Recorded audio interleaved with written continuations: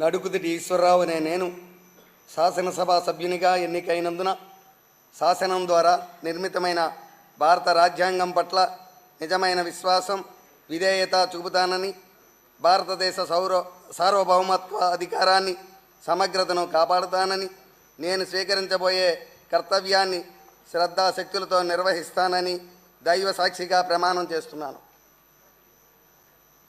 ఆంధ్రప్రదేశ్ శాసనసభ సభ్యుడైన నడుకుదిటి ఈశ్వరరావు అనే నేను సభ నియమాలకు కట్టుబడి ఉంటానని, వాటిని అనుసరిస్తానని, సభ మర్యాదలను పాటిస్తానని, సాంప్రదాయాలను గౌరవిస్తానని దైవ సాక్షిగా ప్రమాణం చేస్తున్నాను.